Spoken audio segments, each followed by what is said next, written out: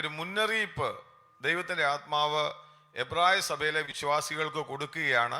അത് 7 മുതൽ 4 അധ്യായത്തിൻ്റെ 13 വരെയുള്ള വാക്യങ്ങളിൽ ഈ വാണിംഗ് നമുക്ക് കാണാൻ സാധിക്കും, ഈ മുന്നറിയിപ്പ് നമുക്ക് കാണാൻ സാധിക്കും. ഇവിടെ ഞാൻ പറഞ്ഞു, ഈ 8 മുതൽ 11 വരെയുള്ള വാക്യങ്ങൾ സങ്കീർത്തനത്തിൽ നിന്നുള്ള കൊട്ടേഷനാണ്. മാത്രമല്ല, പഴയ നിയമത്തിൽ ദൈവത്തിൻ്റെ വചനത്തിൽ ഇസ്രായേൽ മക്കളുടെ ചരിത്രത്തിൽ ഉണ്ടായിരുന്ന ചില കാര്യങ്ങൾ, അത് ദൈവത്തിൻ്റെ ആത്മാവ് എബ്രായ സഭ വിശ്വാസികൾക്ക് കോട്ട് ചെയ്തിട്ട് അതിനകത്തുനിന്നൊരു മുന്നറിയിപ്പ് സഭയ്ക്ക് കൊടുക്കുന്നതാണ് നമ്മൾ അതിൻ്റെ 8 മുതൽ 11 വരെയുള്ള വാക്യങ്ങളിൽ നമ്മൾ കാണുന്നത്. വളരെ ചിന്തനീയമായ വാക്കുകളാണ്. കാരണം അതിനകത്ത് ഇങ്ങനെ പറയുന്നുണ്ട്, തെറ്റിപ്പോകുന്ന ഹൃദയമുള്ള ഒരു ജനം.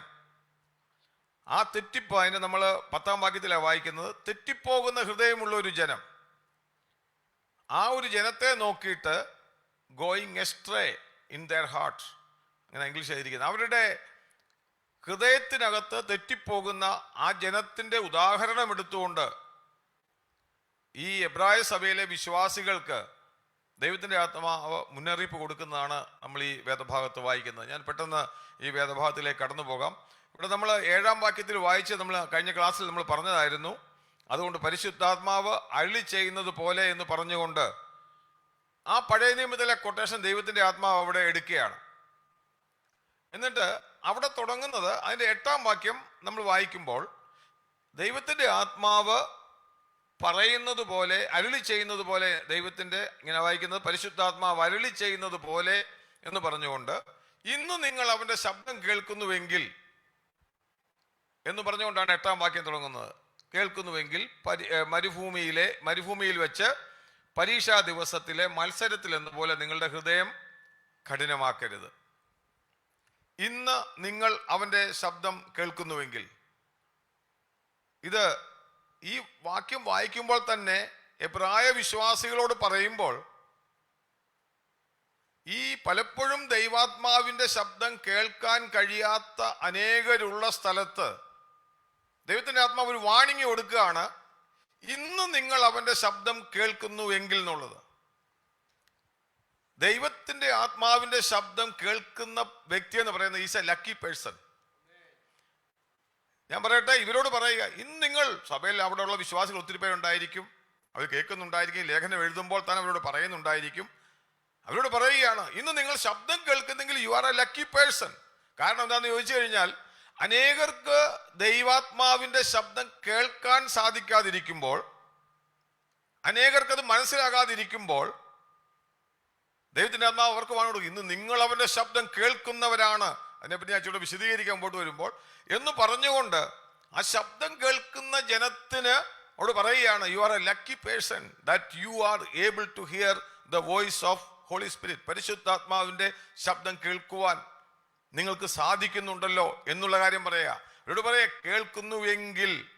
എന്നിട്ടൊരു കണ്ടീഷനാ പറയുന്നത്, ഇഫ് യു ആർ, ഇംഗ്ലീഷിൽ പറയുന്നത് today if you here his voice, ഇന്ന് നിങ്ങൾ അവൻ്റെ ശബ്ദം കേൾക്കുന്നുവെങ്കിൽ. ഞാൻ ഒരിക്കൽ കൂടെ പറയാം, അനേകര് ഒരേ വചനം ദൈവത്തിൻ്റെ ആത്മാവ് പറയുമ്പോൾ കേൾക്കുമ്പോൾ, അനേകർക്കും ഒന്നും തോന്നാതിരിക്കുമ്പോൾ, അനേകർക്കും മനസ്സിലാകാതിരിക്കുമ്പോൾ, അവിടെ വളരെ വ്യക്തമായിട്ട് പറയുന്ന കാര്യം, പരിശുദ്ധാത്മാവ് ചിലരോട് ആ വചനം അത് അവർക്ക് ബോധ്യപ്പെടുത്തുന്ന നിലയിൽ അവരോട് സംസാരിക്കുമെന്നാണ് നമ്മളിവിടെ വായിച്ചത്. അതായത് ഞാൻ പറഞ്ഞത്, നമ്മൾ ഈ ദൈവത്തിൻ്റെ ആത്മാവ് പറയുന്നത് ഇന്ന് നിങ്ങൾ അവൻ്റെ ശബ്ദം കേൾക്കുന്ന പറയുന്നത്. എപ്പോൾ കേൾക്കുമ്പോഴാ? ഇന്ന് നിങ്ങൾ അവൻ്റെ ശബ്ദം കേൾക്കുന്നത്. അതിനകത്ത് ഒരു രസകരമായ കാര്യം, നമ്മളെപ്പോഴും ഈ നാട്ടിലൊക്കെ ഉള്ളവർക്കറിയാം, ലോട്ടറി ടിക്കറ്റ്, ഞാൻ എൻ്റെ ചെറുപ്പത്തിൽ എപ്പോഴും കാണും, ഇന്ന് അങ്ങനെയൊന്നുമില്ല, സൈക്കിളിലൊക്കെ ഈ ഇതൊക്കെ കെട്ടിവെച്ചോണ്ട് പോയിട്ട്, മൈക്കൊക്കെ കെട്ടിവെച്ചിട്ട് സൈക്കിളിൽ പോകുന്ന ആൾക്കാർ, ഇന്നാണ് നിങ്ങളുടെ ഭാഗ്യ ദിവസം, ഇന്നാണ് ഭാഗ്യ എന്നുള്ള നിലയിൽ ഇന്നെന്ന് പറഞ്ഞുകൊണ്ട് ഭാഗ്യക്കുറിക്കാർ ഇങ്ങനെ വിറ്റുകൊണ്ട് പോകുന്ന ഞാൻ ചെറുപ്പത്തിൽ ഓർക്കുന്നുണ്ട്.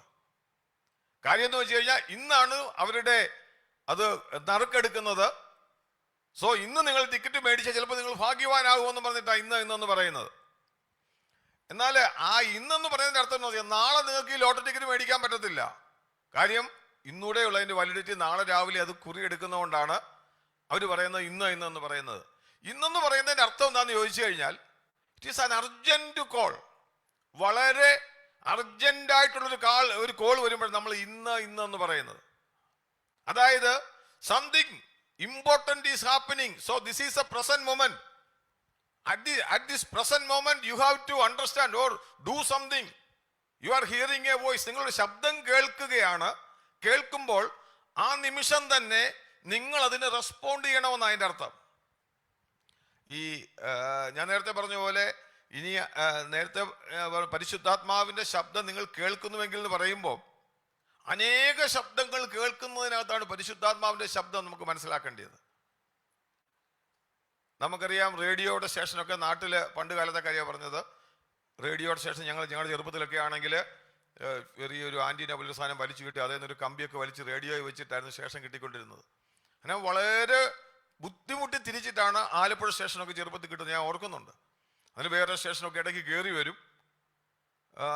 എന്നാൽ അതിനിടയ്ക്ക് നമുക്ക് സ്റ്റേഷൻ കറക്റ്റ് നമ്മുടെ സ്റ്റേഷൻ ട്യൂൺ ചെയ്തെടുക്കുന്നത് പോലെ ഇന്ന് രാത്രിയിൽ നമ്മൾ ദൈവത്തിൻ്റെ ആത്മാവിൻ്റെ ശബ്ദം കേൾക്കുന്നവര് അത് എന്നോടാണ് സംസാരിക്കുന്നതെന്ന് ബോധ്യമുണ്ടെങ്കിൽ ഈ എബ്രായ വിശ്വാസികളോട് പറയുന്ന കാര്യം ഇന്ന് നിങ്ങൾ അവരുടെ ശബ്ദം കേൾക്കുന്നുവെങ്കിൽ എന്ന് പറഞ്ഞുകൊണ്ട് ആ ഇന്നെന്നുള്ള വാക്ക് താൻ ഇവിടെ പറയുന്ന, ഞാൻ പറഞ്ഞു 3:7 മുതൽ 4:13 വരെയുള്ള വാക്യങ്ങളിൽ ആവർത്തിച്ച് ഇന്നെന്നുള്ള വാക്ക് ഉപയോഗിച്ചുകൊണ്ട് ദൈവത്തിൻ്റെ ആത്മാവർക്ക് വാണിംഗ് കൊടുക്കുകയാണ്. നമുക്കറിയാം, ഞാൻ സഭയെ പറഞ്ഞിട്ടുള്ള കാര്യമാണ്, ഇന്നെന്നുള്ളത് ദൈവാത്മാവിൻ്റെ ശബ്ദവും നാളെ എന്നുള്ളത് പിശാചിൻ്റെ ശബ്ദവുമാണ്, അല്ലെങ്കിൽ ലോകത്തിൻ്റെ ശബ്ദവുമാണ്. ഇന്ന് നിങ്ങൾക്ക് ഡിസിഷൻ എടുക്കാൻ സാധിക്കുന്ന കാര്യം, ഇന്ന് നിങ്ങൾ ഡിസിഷൻ എടുത്താൽ, ഇന്ന് കേൾക്കുന്ന ദൈവാത്മാവിൻ്റെ ശബ്ദമാണെങ്കിൽ ഇന്ന് നിങ്ങൾ മാനസാന്തരപ്പെടുന്നെങ്കിൽ ഇന്ന് നിങ്ങൾക്ക് അതിൻ്റെ ഫലം ഉണ്ടാകും. മാനസാന്തരം മാറ്റിവെക്കുന്നവൻ്റെ, ഞാൻ ചർച്ചിൻ്റെ ഗ്രൂപ്പിൽ ഇട്ടായിരുന്നല്ലോ, മാനസാന്തരപ്പെടുവാൻ ദൈവശബ്ദം കേൾക്കുമ്പോൾ വെച്ചിട്ട് മാനസാന്തരപ്പെടാമെന്ന് പറയുന്നവന്റെ മാനസാന്തരത്തിൽ നമുക്ക് സംശയം തോന്നാനുള്ള സാധ്യതയുണ്ട്. ഞാൻ പറഞ്ഞത് നിങ്ങൾക്ക് മനസ്സിലായി എന്ന് പറഞ്ഞു കഴിഞ്ഞാൽ ആ മാനസാന്തരം ഒറിജിനൽ മാനസാന്തരമായിരിക്കത്തില്ല. വചനം ദൈവത്തിന്റെ ആത്മാവ് സംസാരിക്കുമ്പോൾ ആ നിമിഷം തന്നെ അതിനെ സ്വീകരിച്ച് അതിനോട് റെസ്പോണ്ട് ചെയ്യുമ്പോഴാണ് യഥാർത്ഥത്തിലുള്ള ആ മാനസാന്തരത്തിന്റെ പരിണിത ഫലം നമ്മുടെ ജീവിതത്തിൽ ഉണ്ടാകുന്നത്.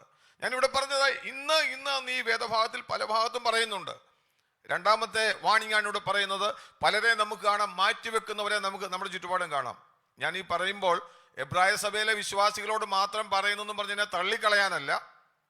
ദൈവജനത്തിന്റെ പ്രത്യേകത അത് അവരോട് സംസാരിക്കും, നമ്മളോട് സംസാരിക്കും.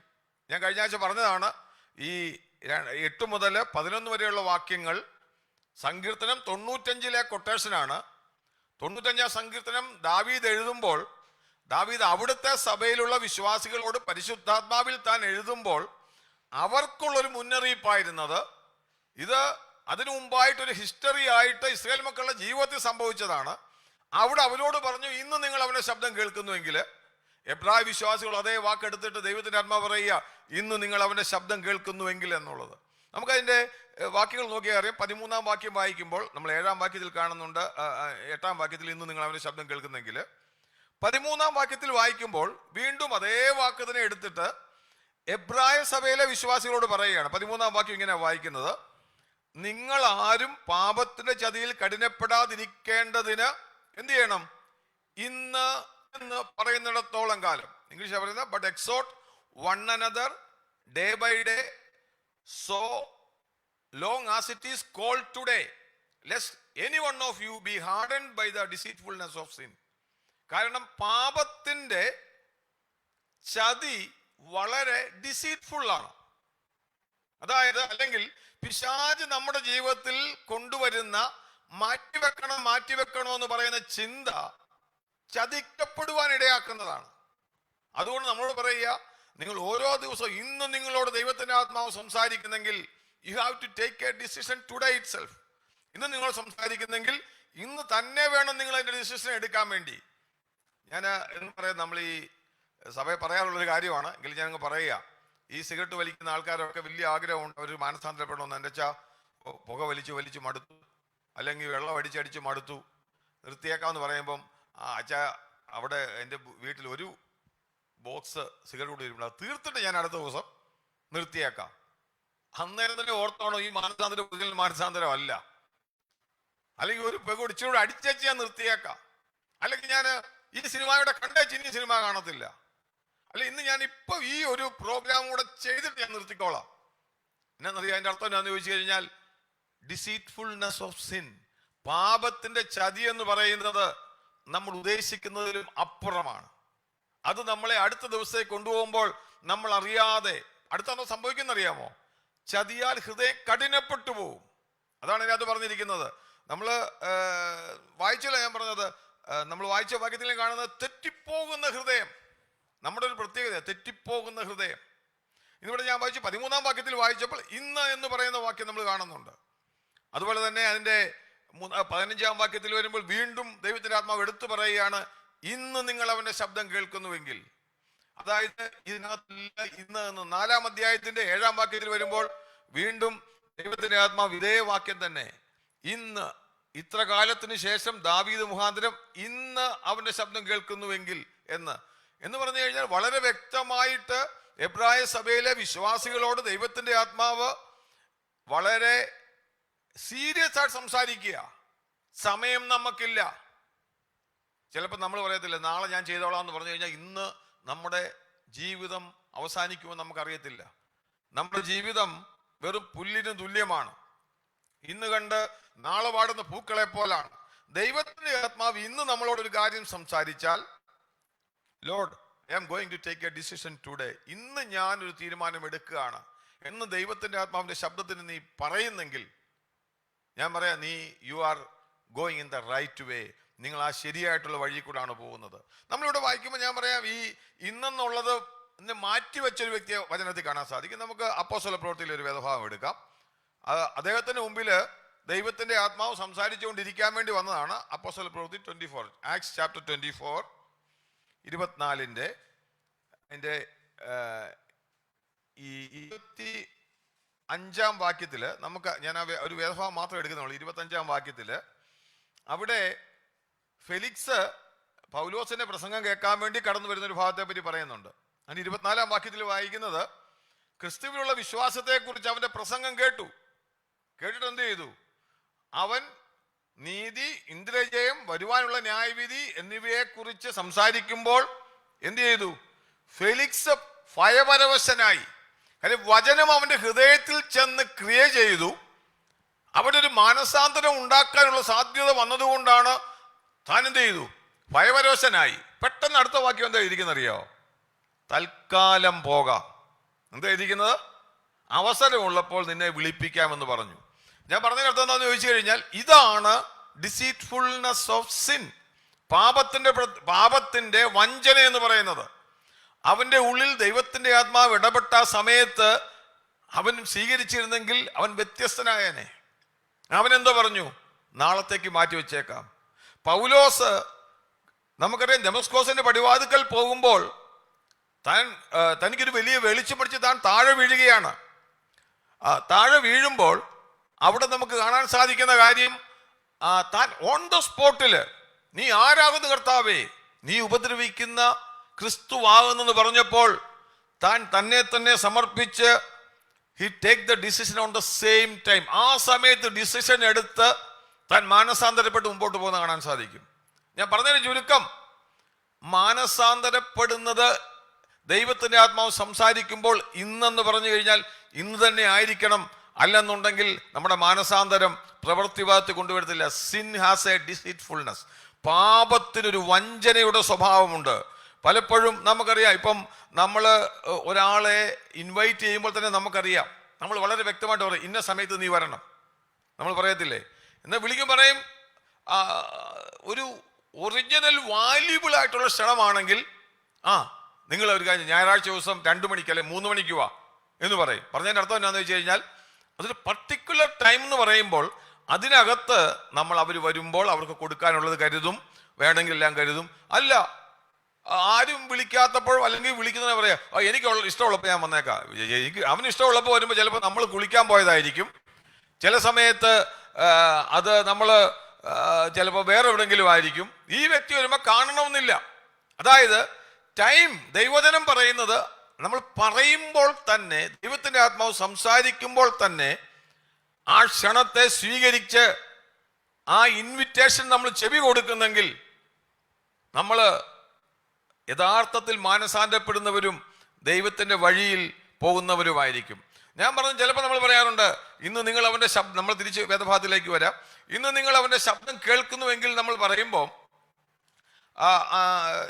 നമുക്കറിയാവുന്നൊരു കാര്യം, കേൾക്കുന്നുവെങ്കിൽ എന്ന് പറയുമ്പോൾ ചിലപ്പോൾ ആൾക്കാരുണ്ട്, ഞാൻ പറയാം, ഇവിടെ സൂമ് കൂട്ടുമ്പം ശബ്ദം കേൾക്കത്തില്ലെന്ന് പറയും, അല്ലേ? അച്ഛാ ശബ്ദം ചുരുള കൂട്ടിക്കുക, കേൾക്കുന്നില്ലെന്ന്. കഴിഞ്ഞ ദിവസം ഞാനും ബ്ലസനും കൂടെ പാട്ട് പാടി. സുശാന്തോട് പറഞ്ഞു എൻ്റെ ശബ്ദം മാത്രമേ കേൾക്കത്തുള്ളായിരുന്നു പാട്ട് പാടിയപ്പോൾ. ഞാനും ബ്ലസനും എല്ലാവരും കൂടെ പാടിയത്, പക്ഷേ സൗണ്ട് കുറച്ചിട്ടിരുന്നതുകൊണ്ട് എൻ്റെ ശബ്ദം മാത്രമേ വെളിയിൽ വന്നുള്ളൂ, കേട്ടുള്ളൂ. ഞാൻ പറഞ്ഞു, അന്നേരം ഒരു അയ്യോ ബ്ലസന്റെ ശബ്ദം കേട്ടില്ലല്ലോ എന്ന്. ബ്ലസനും പാടിയതാ. ഞാൻ പറഞ്ഞതിൻ്റെ അർത്ഥം, ചില സമയങ്ങളിൽ നമ്മൾ പറയും ശബ്ദമൊക്കെ ഒന്ന് കൂട്ടിക്കേ കേൾക്കാൻ വേണ്ടി. എന്നാൽ ചില ആൾക്കാര് ശരിക്ക് കേട്ടിട്ടും ഒരു ചെവി കൂടെ കേട്ടിട്ടും മറു ചെവി പോകുന്നവരുണ്ട്. അതാ പറയുന്നത്, കർത്താവ് ചെവി ഉള്ളവൻ കേൾക്കട്ടെ എന്ന് പറഞ്ഞതിൻ്റെ അർത്ഥം ചെവി ഇല്ലാത്തവരോട് യേശു കർത്താവ് സംസാരിച്ചെന്നല്ല, എല്ലാക്കൂടുത്ത് ചെവി ഇല്ലാത്തവരുണ്ടെന്നല്ല, കേൾവിക്കാരനല്ല. കാര്യം കേൾക്കുമ്പോൾ സ്വീകരിക്കാനുള്ള മനസ്സുള്ളവരെ നോക്കിയിട്ടാണ് പറയുന്നത്, ഇന്ന് നിങ്ങൾ അവൻ്റെ ശബ്ദം കേൾക്കുന്നുവെങ്കിൽ നിങ്ങൾ ഹൃദയത്തെ കഠിനമാക്കരുതെന്ന് പറയുന്നത്. അതുകൊണ്ട് ഞാനൊരു കാര്യം പറയാം, നമ്മൾ ഈ ദൈവവചനം കേൾക്കുമ്പോൾ അതിൻ്റെ ചോയ്സ് നമ്മുടേതാ. ഇപ്പൊ നമ്മൾ വായിച്ച പോലെ ഫെലിക്സിന്റെ കാര്യം വായിച്ചു. ഫെലിക്സിന്റെ ജീവിതത്തിൽ ഒരു പ്രശ്നം എന്താണെന്ന് വെച്ച് കഴിഞ്ഞാൽ, ഫെലിക്സ് ഈ നീതിയെ പറ്റിയും ഇന്ദ്രിയജയത്തെ പറ്റിയും ന്യായവിധിയെ പറ്റിയും കേട്ടു ഭയപരവശനായെന്ന് മാത്രമേ ഉള്ളൂ. പക്ഷേ തനിക്കൊരു തിരഞ്ഞെടുപ്പിന്റെ സമയം വന്നപ്പോൾ അവൻ പറഞ്ഞു, ഇന്നത്തേക്ക് നമുക്ക് പോകാം, പിന്നെ ഒരു സമയം കിട്ടുമ്പോഴാകാമെന്ന്. പക്ഷെ നമ്മൾ വചനത്തിൽ ഒരിക്കലും വായിക്കുന്നില്ല ഇവന് സമയം കിട്ടിയതായിട്ട് വായിക്കുന്നുമില്ല, ഇവൻ ഈ വിഷയത്തെ പറ്റി മനസ്സിലാക്കിയതായിട്ട് വായിക്കുന്നില്ല. That is the deceitfulness of sin. പാപത്തിന്റെ ആ വഞ്ചന എന്ന് പറയുന്നത് ഇതാണ്. അതായത് ഞാൻ പറഞ്ഞതിന് ചുരുക്കം, ഇന്ന് രാത്രികാലവും നമ്മുടെ മുമ്പിൽ ദൈവത്തിന്റെ ആത്മാവ് നമ്മളോട് സംസാരിക്കുമ്പോൾ നമുക്കാണ് ചോയ്സ് ഉള്ളത്. We are the one to choose it. Lord, this is speaking to me. ഇത് എന്നോടാണല്ലോ സംസാരിക്കുന്നത്. So I have to hear. എനിക്കിത് കേൾക്കണം എന്നുള്ള ചിന്ത നമ്മുടെ മനസ്സിൽ വരുന്നത്. ഇവിടെ ദൈവത്തിൽ നമ്മൾ ഈ വായിച്ച വാക്യത്തിൽ വരുമ്പോൾ, ഇന്ന് നിങ്ങൾ അവന്റെ ശബ്ദം കേൾക്കുന്നുവെങ്കിൽ എന്നാ പറഞ്ഞത്. ഇതിവിടെ കോട്ട് ചെയ്യുമ്പോൾ ഈ അവന്റെ ശബ്ദം ആരായിരിക്കും നിങ്ങൾക്ക് പറയാമോ? എന്ന് പറഞ്ഞു കഴിഞ്ഞാൽ, നമ്മൾ ഇസ്രായേൽ മക്കളുടെ ചരിത്രത്തിൽ അവന്റെ ശബ്ദം എന്ന് പറഞ്ഞിരുന്നത് നമുക്കറിയാം, മോശ മുഖാന്തരം യഹോവ സംസാരിച്ചതായിരുന്നു.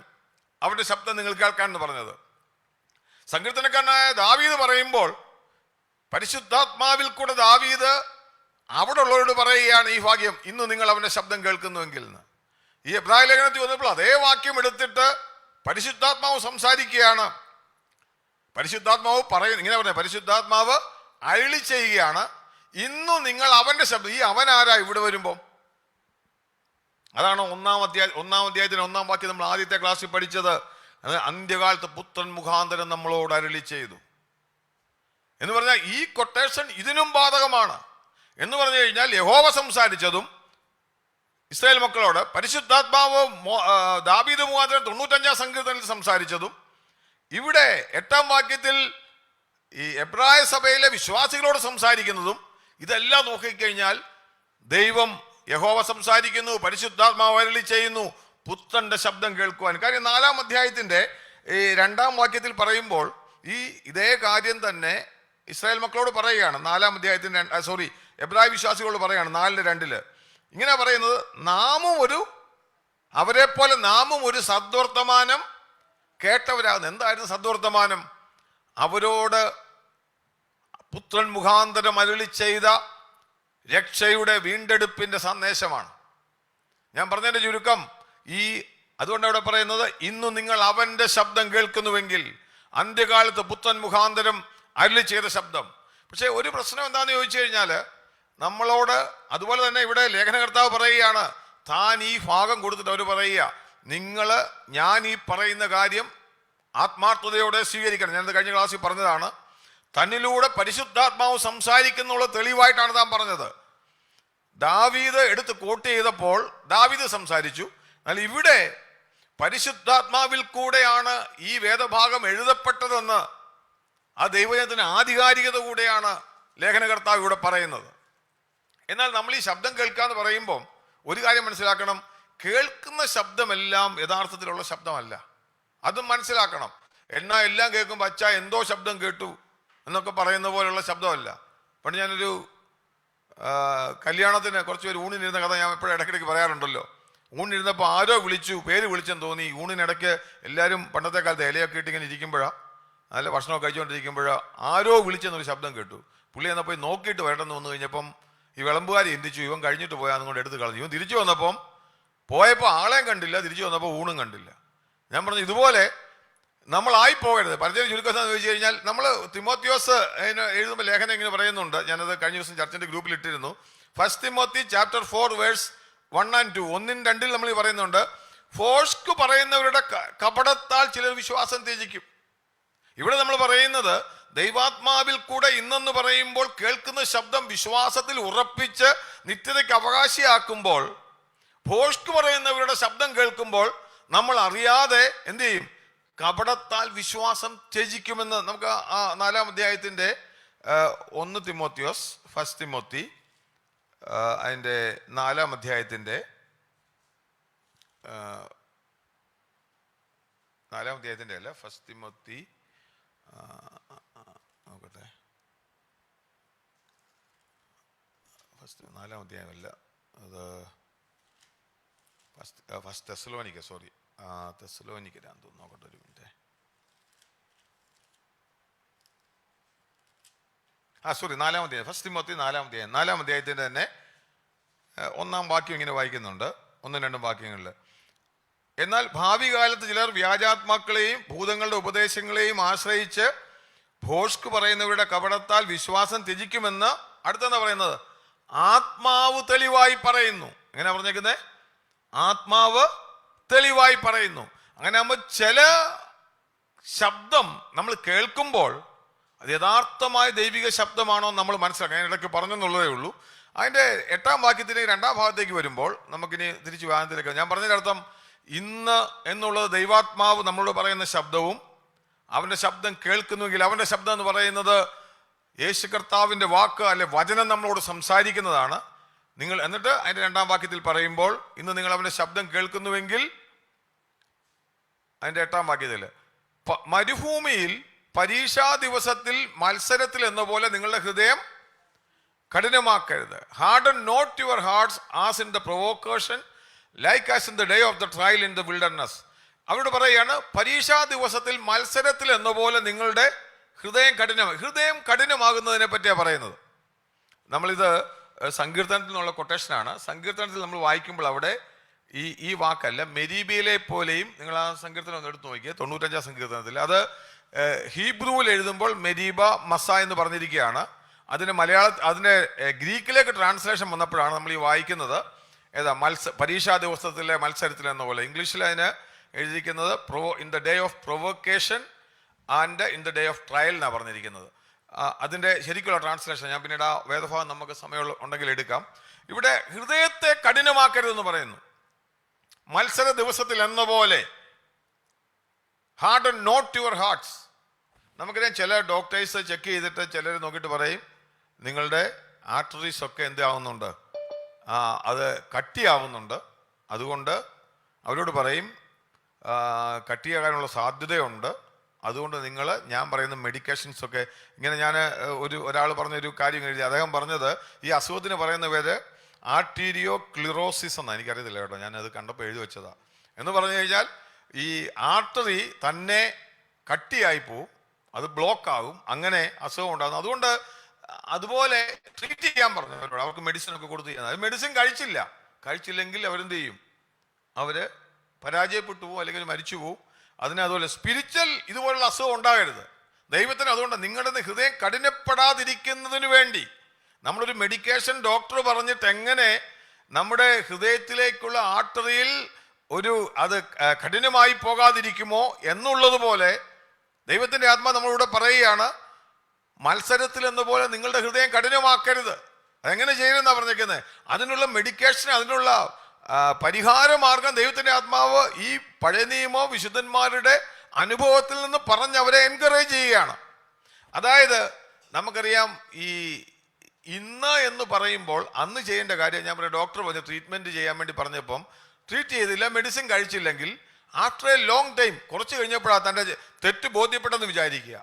തെറ്റ് ബോധ്യപ്പെട്ടെന്ന് പറഞ്ഞു കഴിഞ്ഞാൽ അന്നേരം മെഡിസിൻ കഴിക്കുമ്പോഴത്തേന് ഇത് ഏകദേശം എന്തായി പോവും, ബ്ലോക്ക് കൂടുതലായി പോവും. അതുപോലെ സ്പിരിച്വലായിട്ടുള്ള കഠിനത ഉണ്ടാകാതിരിക്കണമെങ്കിൽ, ഇന്നും നിങ്ങൾ അവൻ്റെ ശബ്ദം കേൾക്കുന്നുവെങ്കിൽ, you have to take a decision. You have to ഇത് മനസ്സിലാക്കി, you have to do yourself. എന്താണ് ദൈവത്തിന്റെ വചനം പറയുന്നത്, ആ പ്രിക്കോഷൻസ് നിങ്ങൾ എടുത്തില്ലെങ്കിൽ നിങ്ങളുടെ ഹൃദയം കഠിനമായി പോകും. അതാണ് ഞാൻ പറഞ്ഞത്, ഈ പാപത്തിന്റെ ഡിസീറ്റ്ഫുൾനെസ് അങ്ങനെ കട്ടിയുള്ളതാണ്. എന്നാൽ ഇവിടെ നമ്മൾ വായിക്കുമ്പോൾ, ഇവിടെ ഒരു കാര്യം ഞാൻ പറയാം, ഈ ഹൃദയം കഠിനമാകുക എന്ന് പറയുമ്പോൾ നമുക്ക് വളരെ സുപരിചിതമായിട്ടുള്ള കാര്യമാണ് ഈ കഠിനമാകുന്നത്. നമുക്ക് ഞാൻ കണ്ടിട്ടുണ്ട്, ഈ ചില പിള്ളേർക്കാണെങ്കിൽ ഈ ചെറുപ്പത്തിൽ ഞാൻ ഓർക്കുന്നുണ്ട്, ഞാൻ പൊൻകുന്നത്ത് മമ്മിയുടെ വീട്ടിലായിരിക്കുമ്പോൾ അവിടെ ഞായറാഴ്ച സമയത്ത് അവിടെ ഈ ഞങ്ങൾ ബീഫ് മേടിക്കാൻ പോകും. അവിടെ ചന്തക്കകത്ത് അവിടെ ബീഫിനെ കട്ട് ചെയ്യും. ഇത് ഞങ്ങൾ കൊച്ചായിരിക്കുമ്പോൾ ആ സമയത്ത് ഭയങ്കര പേടിയാണ്. ഇതിനെ അവിടുന്ന് ബീഫ് ഇങ്ങനെ കട്ട് ചെയ്ത് രക്തമൊക്കെ ചെയ്ത് അവരിങ്ങനെ കൊന്ന് തലയൊക്കെ സൈഡിൽ വെച്ചേക്കും, കട്ട് ചെയ്തിട്ട്. എന്നിട്ട് ഇങ്ങനെ ദശ ഇങ്ങനെ കട്ട് ചെയ്ത് നമുക്ക് ഭയങ്കര പേടിയാണ്. എന്നാൽ അവിടെ ഈ വെട്ടുന്നവരെ സംബന്ധിച്ച് ഒരു പേടിയില്ല. എന്നാന്ന് ചോദിച്ചു കഴിഞ്ഞാൽ, നമ്മളൊക്കെ ചെല്ലുമ്പോൾ നമുക്കൊരു ഇത് തോന്നും. അതുപോലെ തന്നെ ഈ കോഴിയൊക്കെ വീട്ടിൽ, പണ്ട് ചെറുപ്പകാലത്ത് നമ്മൾ കോഴി വിരുന്നുകാരൊക്കെ വരുമ്പോൾ കോഴിയെ വീട്ടിൽ തന്നെ എന്ത് ചെയ്യും, കണ്ടിരിക്കും. അത് ഇച്ചിരി ബുദ്ധിമുട്ട്, നമ്മൾ രക്തമൊക്കെ ചാടുന്നൊക്കെ കാണും, നമുക്ക് ഭയങ്കര ഫീലിംഗാണ്. എന്നാൽ ഇത് കണ്ടിന്യൂസ് ആയിട്ട് കണ്ടിക്കുന്നവനെ സംബന്ധിച്ച് ഒരു പ്രശ്നവും. അവൻ്റെ ഹൃദയം കഠിനമാകുമെന്നോ. കാര്യം എന്ന് വെച്ചാൽ അവൻ ചെയ്ത് അവൻ്റെ ഹൃദയം എന്താവും, കഠിനമാവും. ഇതുപോലെ ഹൃദയം കഠിനമായി കഴിഞ്ഞു കഴിഞ്ഞാൽ പിന്നെ ഇവർക്ക് ഇതൊരു പ്രശ്നമേ അല്ല. ഇതാണ് പാപത്തിന്റെ ചതി എന്ന് പറയുന്നത്. അതുകൊണ്ട് ആദ്യം പറഞ്ഞത്, നമ്മൾ ഒന്നാമത്തെ വാണിങ്ങിൽ നമ്മൾ കഴിഞ്ഞ ക്ലാസ്സിൽ പഠിച്ചിരുന്നു, എന്ത് ചെയ്തു, നിങ്ങൾ ഡ്രിഫ്റ്റ് അവേ ചെയ്യരുത്. 2-ാം അധ്യായത്തിന് 1-ാം വാക്യത്തിൽ നിങ്ങൾ ഡ്രിഫ്റ്റ് അവേ ചെയ്യരുത്. കേട്ട വചനം അത് ശ്രദ്ധയോടെ കരുതിക്കൊള്ളണം, അല്ലെങ്കിൽ നിങ്ങൾ എന്ത് ചെയ്യും, നിങ്ങൾ തന്നെ അറിയാതെ ഡ്രിഫ്റ്റായി പോകും. അത് പാപത്തിന്റെ കഠിനതയിലേക്ക് നമ്മളെ കൊണ്ടുപോകുന്നതാണ്. അത് ഞാൻ പറഞ്ഞതിന്റെ കാര്യം, ഈ പാപത്തിന്റെ കഠിനതയെ പറ്റി പറയുമ്പോൾ നമ്മൾ ഏറ്റവും മനസ്സിലാക്കേണ്ട കാര്യം, നമുക്ക് മനസ്സിലാക്കാൻ ഏറ്റവും വ്യക്തമായിട്ടുള്ള വ്യക്തി എന്ന് പറഞ്ഞ ഫറവോൻ. അതേ വചനം പറയുന്നത് ഫറവോയുടെ ചരിത്രം. നമുക്ക് ഒരു വേദഭാഗം വായിക്കും. ഈ ഫറവോന്റെ ചരിത്രത്തിൽ എങ്ങനെയാണ് നമുക്ക് പരിചയമുള്ളതാണെങ്കിൽ 2-3 വാക്യങ്ങൾ ഒന്ന് എടുത്ത് നമുക്ക് വായിക്കാം. 1 ശമൂവേൽ, ഫസ്റ്റ് സാമുവേൽ ചാപ്റ്റർ 6, അതിൻ്റെ 6-ാം അധ്യായത്തിൻ്റെ ഫസ്റ്റ് സാമുവേൽ ചാപ്റ്റർ 6. അവിടെ ഞാൻ ആ വാക്യം ഒന്ന്, അവിടെ ദൈവത്തിൻ്റെ ആത്മാവ് പറഞ്ഞിരിക്കുന്ന ഒരു ഭാഗം മാത്രം എടുത്തേറ്റ് ബാക്കിയുള്ള കാര്യം പറയാനാണ്. ചാപ്റ്റർ 6 അതിൻ്റെ 6-ാം അധ്യായത്തിൻ്റെ 6-ാം വാക്യത്തിൽ നമ്മൾ വായിക്കുമ്പോൾ നമ്മളിങ്ങനെ വായിക്കുന്നുണ്ട്. ഞാൻ ജസ്റ്റ് വായിച്ച് കേൾപ്പിക്കാം. ഫസ്റ്റ് ശമൂവേൽ ചാപ്റ്റർ 6 വേഴ്സ് 6. മിസ്രയീമ്യരും ഫറവോനും തങ്ങളുടെ ഹൃദയത്തെ കഠിനമാക്കിയതുപോലെ നിങ്ങളുടെ ഹൃദയം കഠിനമാക്കുന്നത് എന്തിന്? അവരുടെ ഇടയിൽ അത്ഭുതം പ്രവർത്തിച്ച ശേഷമല്ലയോ ഞാൻ അവരെ വിട്ടയക്കുകയും അവർ പോവുകയും ചെയ്തത്.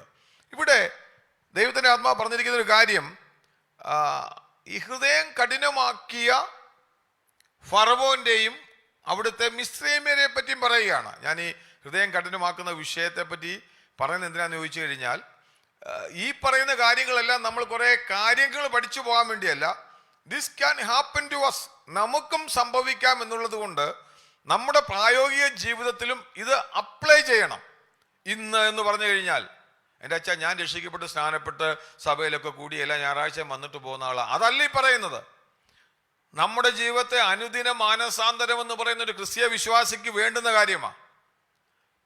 വെളിപ്പാട് പുസ്തകം സഭയോട് പറയുമ്പോൾ മാനസാന്തരപ്പെടണമെന്ന് അവരോട് പറയുന്ന കാര്യമാണ്. അച്ഛാ ഞാൻ പണ്ട് മാനസാന്തരപ്പെട്ടതായിരുന്നു, അതല്ല. നമ്മൾ അനുദിന രൂപാന്തരം, മനസ്സ് പുതുക്കി രൂപാന്തരപ്പെടേണ്ടതൊക്കെ ഒരു വിശ്വാസിയുടെ അനുദിന ജീവിതത്തിൽ അത്യാവശ്യമായിട്ടുള്ള കാര്യമാണ്. ഓരോ സഭായോഗങ്ങളും ഓരോ മീറ്റിങ്ങുകളും ഓരോ പാട്ടുകളും ഓരോ പ്രാർത്ഥനയും ദൈവത്തിന്റെ ആത്മാവ് നമ്മളോട് സംസാരിക്കുന്ന വചനമാണെന്ന് ഞാൻ പറഞ്ഞതുപോലെ ചെവിയോടെ കേൾക്കുന്നവനോട് ദൈവത്തിന്റെ ആത്മാവ് സംസാരിക്കും. ഹൃദയം കഠിനമായവൻ 20 വർഷം ഒരു സഭയെ വന്ന് കൈയടിച്ചു പാട്ട് പാടിയാൽ ഒരു വ്യത്യാസം ഉണ്ടാകത്തില്ല. കാര്യം എന്താണെന്ന് ചോദിച്ചു കഴിഞ്ഞാൽ, ദൈവത്തിന്റെ ശബ്ദം കേൾക്കുന്നതിന് ഹൃദയം കഠിനമായി പോയി. ഇനിയും അവന് കേട്ട് കഴിഞ്ഞാൽ അവനൊരു ഒരു പ്രശ്നവും തോന്നത്തില്ല. എന്ന് പറഞ്ഞാൽ ഈ ഇറച്ചിക്കടയിൽ നിൽക്കുന്ന ആളെ പോലെ സംബന്ധിച്ച് കൈയടിക്കാം, പാട്ടുപാടാം, ഈ വചനം കേൾക്കുമ്പോൾ വേണമെങ്കിൽ ഒച്ചത്തിൽ എന്തെങ്കിലുമൊക്കെ പറയാം. പക്ഷേ മാനസാന്തരം അല്ലെങ്കിൽ അവൻ്റെ ജീവിതത്തിൻ്റെ അനുഭവമായി എന്നോട് സംസാരിക്കുന്നതാണ്, എനിക്ക് ചേഞ്ച് വരണമെന്നുള്ള ബോധ്യമില്ലെങ്കിൽ അവൻ പിന്നീട് ഒരു ഹൃദയം കഠിനപ്പെട്ട അവസ്ഥയിലേക്ക് അവൻ കടന്നു പോകും. ഞാൻ പറഞ്ഞതിന് ചുരുക്കം എന്താണെന്ന് ചോദിച്ചു കഴിഞ്ഞാൽ, ഫറവോന്റെ ചരിത്രം നമുക്കൊരു മുന്നറിയിപ്പാണ്. ഇവിടെ ഈ വിഷയം ഇസ്രായേൽ മക്കളുടെ ചരിത്രം നമുക്കൊരു മുന്നറിയിപ്പാണ്. ഇസ്രായേലിന്റെ ചരിത്രം വരുന്നതിന് മുമ്പ്, ഇവര് ഹൃദയം കഠിനമാക്കിയതിന് മുമ്പ് ഫറവോന്റെ ചരിത്രം നമ്മൾ നോക്കിയാൽ വളരെ ക്ലിയർ ആയിട്ട് ദൈവം എങ്ങനെയാണ് ഹൃദയം കഠിനമാക്കുന്നു എന്നുള്ളത് ഞാൻ നിങ്ങളോട് പറയാൻ വേണ്ടി, ഞാൻ അതിനകത്ത് ഒരു കാര്യം കൂടെ, ഞാനന്ന് ചർച്ചിൽ ഞാനന്ന് ഇട്ടൊരു കാര്യം ഉണ്ടായിരുന്നു. ഞാൻ അത് വാക്യം ഇട്ടത് നിങ്ങൾ ഓർക്കുന്നു. ഞാൻ ഇത് പഠിച്ചുകൊണ്ടിരുന്നപ്പോഴാണ് ഞാൻ ഒരു ദിവസം ചർച്ചിൻ്റെ ഗ്രൂപ്പിലിട്ട്, no doubt true repentance is never too late, but late repentance is seldom true. യഥാർത്ഥ മാനസാന്തരം ഒരുവന് ജീവിതത്തിൽ ഉണ്ടാകുന്നത് ഒരിക്കലും താമസിപ്പിക്കത്തില്ല. താമസിച്ചിട്ട് മാനസാന്തരം എടുക്കുവാൻ അവൻ തോന്നുന്നെങ്കിൽ അവൻ എടുക്കാൻ പോകുന്ന മാനസാന്തരം യഥാർത്ഥ മാനസാന്തരമാകണമെന്നില്ല. കാരണം ദൈവത്തിൻ്റെ വചനം ഇന്ന് എന്ന് പറയുന്നതിന് വലിയ പ്രാധാന്യമാണ് നൽകുന്നത്. നമുക്ക് ഫറവോന്റെ ചരിത്രത്തിൽ ഞാൻ പെട്ടെന്ന് ചില വേദഭാഗങ്ങൾ നിങ്ങളോട് എടുത്തിട്ട് ആ വിഷയത്തിലേക്ക് കടന്നു വരാമെന്ന് ഞാൻ ആഗ്രഹിക്കുകയാണ്. നമുക്ക് ഈ റോമാലേഖനത്തിൽ, ഞാൻ റോമാലേഖനത്തിലെ ബുക്ക് എഴുതിയപ്പോൾ എന്നെ പറഞ്ഞ കാര്യമാണ്. എങ്കിലും അവിടെ നമുക്ക് വളരെ സംശയകരം, എനിക്ക് തോന്നുന്നു ആ ഭാഗം പറഞ്ഞത് തീരുമെന്നാണ് തോന്നുന്നു. എങ്കിലും നമുക്കുള്ള സമയം വെച്ചിട്ട് പോകുമ്പോൾ അത് വ്യക്തമായി മനസ്സിലാക്കി പോകണമല്ലോ. റോമാലേഖനം അതിൻ്റെ 9-ാം അധ്യായത്തിലേക്ക് കടന്നു വരുമ്പോൾ എല്ലാവർക്കും ഒന്ന് എടുക്കാം. റോമൻസ് ചാപ്റ്റർ 9, 9-ാം അധ്യായത്തിൻ്റെ അതിൻ്റെ വായിക്കുന്നുണ്ട്. അതിൻ്റെ 17-ാം വാക്യം ഇങ്ങനെ വായിക്കുന്നത്. അതിൻ്റെ 17-ാം വാക്യം, റോമാലേഖനം 9-ാം അധ്യായത്തിൻ്റെ 17-ാം വാക്യത്തിൽ നമ്മിങ്ങനെ വായിക്കുന്നുണ്ട്. ഇതിനായിട്ടല്ലോ ഞാൻ നിന്നെ നിർത്തിയിരിക്കുന്നത്, നിന്നിൽ ശക്തി കാണിക്കേണ്ടതിനും എൻ്റെ നാമം സർവ്വഭൂമിയിലും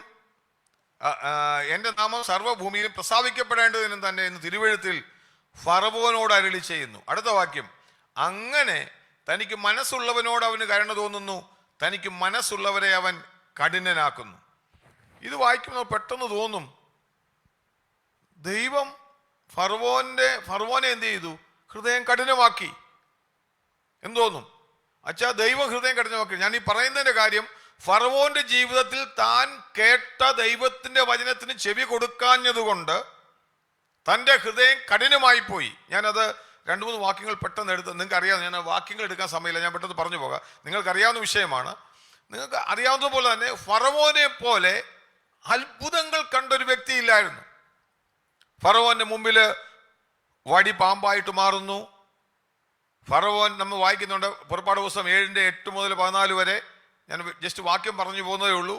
അതുപോലെ പുറപ്പാട് പുസ്തകം 7-19 മുതൽ 23 വരെ വെള്ളം രക്തമായിട്ട് തീരുന്നു. 8-1 മുതൽ 15 വരെ തവള ദേശത്തിൻ്റെ മേൽ വരുന്നു. പിന്നെ പുറപ്പാട് 8-16 മുതൽ 19 വരെ ദേശത്തെല്ലാം പേൻ പെരുകുന്നു. പുറപ്പാട് പുസ്തകം 9-1 മുതൽ 7 വരെ മൃഗങ്ങളെല്ലാം ചാകുന്നു. നിങ്ങൾക്ക് ആ വേദഭാവം ഒന്ന് എടുക്കുമ്പോൾ, ഇത്രയും കാര്യങ്ങൾ വായിക്കുമ്പം നിങ്ങൾ ആ വേദഭാവം ഒന്ന് എടുത്തോ. പുറപ്പാട് പുസ്തകം 9, ഈ വാക്യങ്ങളെല്ലാം ഞാൻ പറഞ്ഞത് നിങ്ങൾ വായിച്ചു നോക്കിയാൽ മതി. അല്ലെങ്കിൽ റോമാലേഖനത്തിൻ്റെ ബുക്ക് ഞാൻ എഴുതിയതിനകത്ത് ആ വിഷയങ്ങൾ പറയുന്നുണ്ടായിരുന്നു. ഇവിടെ നിങ്ങൾ പുറപ്പാട് പുസ്തകം 9-ാം അധ്യായം എടുക്കുകയാണെങ്കിൽ ചാപ്റ്റർ 9 അവിടെ നിങ്ങൾക്ക് ഒരു രസകരമായ ഒരു കാര്യം, ഞാൻ ഈ പറഞ്ഞ ഭാഗത്തെല്ലാം ഫറവോൻ തൻ്റെ ഹൃദയം കഠിനമാക്കി എന്ന് വളരെ വ്യക്തമായിട്ട് എഴുതിയിട്ടുണ്ട്. ഇപ്പം ഞാൻ നിങ്ങൾക്ക് 2-3 വാക്യങ്ങൾ, നിങ്ങൾക്ക് സംശയം ഉണ്ടെങ്കിൽ മാത്രം ഞാൻ ചില 2-3 വാക്യങ്ങൾ മാത്രം പറഞ്ഞുതരാം. നിങ്ങൾക്ക് 7-ാം അധ്യായത്തിൻ്റെ 2-ാം വാക്യത്തിൻ്റെ അവസാനത്തെ ഭാഗം ഇങ്ങനെ, പുറപ്പാട് പുസ്തകം 7-ാം അധ്യായത്തിൻ്റെ 2-ാം വാക്യം, ചാപ്റ്റർ 7 വേഴ്സ് 2, അതിൻ്റെ അവസാന വാക്കിങ്ങനെ പറയുന്നത്, എന്നാൽ ഞാൻ ഫറവോന്റെ ഹൃദയത്തെ, അത് ദൈവം പറയുന്നതാണ്, ഞാൻ കഠിനമാക്കും. അതിൻ്റെ 13-ാമത്തെ വാക്യം 7-13, ഫറവോന്റെ ഹൃദയമോ യഹോവ അരുളി ചെയ്തതുപോലെ കഠിനപ്പെട്ടു, അവരെ ശ്രദ്ധിച്ചതുമില്ല. അതിൻ്റെ 14-ാം വാക്യത്തിൽ, അപ്പോൾ യഹോവ മോശെ അരുളി ചെയ്തു, ഫറവോന്റെ ഹൃദയം കഠിനപ്പെട്ടിരിക്കുന്നു. അതിൻ്റെ 22-ാം വാക്യത്തിൽ, എന്നാൽ യഹോവ അരുളി ചെയ്തിരുന്നത് പോലെ ഫറവോന്റെ ഹൃദയം എന്ത് ചെയ്തു? കഠിനപ്പെട്ടു. പിന്നെ അതിൻ്റെ 8-ാം അധ്യായത്തിൻ്റെ 15-ാം വാക്യത്തിൽ വായിക്കുമ്പോൾ, യഹോവ അരുളി ചെയ്തതുപോലെ അവൻ തൻ്റെ ഹൃദയത്തെ കഠിനമാക്കി അവരെ ശ്രദ്ധിച്ചതുമില്ല. അതിൻ്റെ 19-ാം വാക്യത്തിൽ വായിക്കുമ്പോൾ 8:19 ഫറവോന്റെ ഹൃദയം കഠിനപ്പെട്ടു, അവൻ അവരെ ശ്രദ്ധിച്ചില്ല. ഇങ്ങനെ അതിൻ്റെ 32 ലാസ്റ്റിലെ വാക്യം 32-ാം വാക്യം വായിക്കുമ്പോൾ 8 അവിടെ ഈ വാക്യം തന്നെ പറയുന്നു, ഈ പ്രാവശ്യവും തൻ്റെ ഹൃദയത്തെ കഠിനമാക്കി ജനത്തെ വിട്ടയച്ചതുമില്ല. അതിൻ്റെ 9-ാം അധ്യായത്തിൻ്റെ 7-ാം വാക്യത്തിൽ വരുമ്പോൾ അവിടെ വരെ വീണ്ടും പറയുന്നുണ്ട്. അതിൻ്റെ 7-ാം വാക്യത്തിൽ എങ്കിലും ഫറവോന്റെ ഹൃദയം കഠിനപ്പെട്ടു, തൻ്റെ ജനത്തെ വിട്ടയച്ചതുമില്ല. നിങ്ങൾ ശ്രദ്ധിക്കേണ്ട കാര്യം, ഇത്രയും സംഭവങ്ങൾ നടക്കുമ്പോൾ ഫറവോൻ ഹൃദയം കഠിനപ്പെടുത്തി ജനത്തെ എന്ത് ചെയ്തില്ല? വിട്ടില്ല. എന്നാൽ അടുത്ത ഭാഗത്ത് വരുമ്പോൾ, അതാണ് ഞാൻ പറയാൻ വന്നത്, ഹൃദയം കഠിനപ്പെട്ട ഒരു വ്യക്തിയുടെ ജീവിതത്തിൽ ഒരു ലെവല് കഴിഞ്ഞു കഴിഞ്ഞാൽ ദൈവം ഇഷ്ടം പോലെ സമയം കൊടുക്കും. അവന് ഞാൻ പറഞ്ഞ പോലെ ഇന്ന് എന്ന് ശബ്ദം കേൾക്കുമ്പോൾ ദൈവം അടിച്ചേൽപ്പിക്കുകയല്ല, മറിച്ച് നമ്മൾ ആ ഡിസിഷൻ എടുക്കേണ്ടത്. ഇത് എന്നോടാ സംസാരിക്കുന്നത്, ഞാനാണ് ചേഞ്ച് ചെയ്യേണ്ടത്, ഞാനാണ് ഇത് സ്വീകരിക്കേണ്ടത് എന്നുള്ള ബോധ്യം എനിക്കുണ്ടെങ്കിൽ എനിക്ക് ചേഞ്ച് വരും. അല്ല, നമ്മൾ ഇത് കണ്ടിന്യൂസ് ആയിട്ട് കേൾക്കുകയും ഒരു ചേഞ്ചും ഇല്ലെങ്കിൽ ഈ ഫറവോന്റെ ജീവിതത്തിൽ ഓരോരോ മിറക്കിൾസ് താൻ കാണുകയാണ്. അപ്പോഴെല്ലാം തൻ്റെ ഹൃദയത്തെ കഠിനമാക്കി നമ്മൾ വായിക്കുന്നുണ്ട്. എന്നാൽ 9-ാം അധ്യായത്തിൻ്റെ 15-ാം വാക്യത്തിൽ വായിക്കുമ്പോൾ 9:15 വരുമ്പോൾ അവിടെ വ്യത്യസ്തമായ കാര്യം കാണാൻ സാധിക്കും. 9 ചാപ്റ്റർ 9 വേഴ്സ് 15 നോക്കട്ടെ. 9 വേഴ്സ് 15 ഇങ്ങനെ വായിക്കുന്നത്, ഇപ്പോൾ ഞാൻ എൻ്റെ കൈ നീട്ടി നിന്നെയും നിന്റെ ജനത്തെ മഹാമാരിയിൽ ദണ്ഡിപ്പിച്ച് നിന്നെ ഭൂമിയിൽ നിന്ന് ഛേദിച്ച് കളയുമായിരുന്നു. ആര് പറയുന്നറിയാവോ?